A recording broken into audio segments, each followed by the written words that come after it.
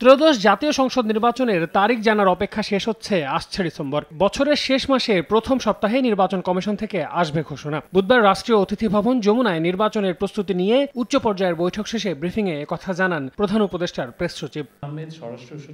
বুধবার বিকেলে foreign service একাডেমিতে সংবাদ সম্মেলনে শফিকুল আলম বলেন, আগামী 15 নভেম্বরের মধ্যে নির্বাচনের সব প্রস্তুতি শেষ করতে নির্দেশনা দিয়েছেন প্রধান উপদেষ্টা ডক্টর মোহাম্মদ ইউনূস। দুদিন পর থেকে নির্বাচনকালীন পদায়ন শুরু হবে। সামাজিক যোগাযোগ মাধ্যমে যে কোনো ধরনের অপতথ্য মোকাবেলায় তথ্য প্রযুক্তি ও সংস্কৃতি মন্ত্রণালয় একযোগে কাজ করবে বলেও জানান তিনি। এই নির্বাচন চ্যালেঞ্জিং হবে, আমাদের সেটা অতিক্রম করতে হবে। এই রিলেটেড প্রিপারেশনগুলো খুব দ্রুত পসিবলি বাই 15 নভেম্বরের মধ্যে নেওয়ার জন্য বলা হয়েছে। বিশেষ করে ডিসি, এডিসি, ইওনোদের জন্য এবং যারা ডিস্ট্রিক্ট ম্যাজিস্ট্রেট আছেন, ম্যাজিস্ট্রেরিয়াল রোলে যারা আছেন, তারা যাতে এমন কোনো পদায়ন না হয় যিনি গত 3টা ইলেকশনে ইনভলভ ছিলেন।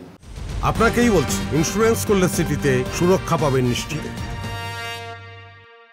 এর আগে সকালে গুলশানে এক অনুষ্ঠানে পরিবেশ উপদেষ্টা সৈয়দা রিজওয়ানা হাসান বলেন, জুলাই সনদের বাস্তবায়ন প্রতিক্রিয়া নিয়ে তৈরি হওয়া মতানৈক্য আলোচনার মাধ্যমেই দূর করা সম্ভব। সঙ্গে প্রতিশ্রুতি অনুযায়ী ফেব্রুয়ারিতেই জাতীয় নির্বাচন হবে। নেতিবাচকতা নিয়ে তো আমরা কাজে আগাতে পারবো না। আমরা আমাদের কমিটমেন্টের জায়গা থেকে এটা স্পষ্ট করতে চাই যে ফেব্রুয়ারিতে নির্বাচনের পথেই সরকার এগোচ্ছে।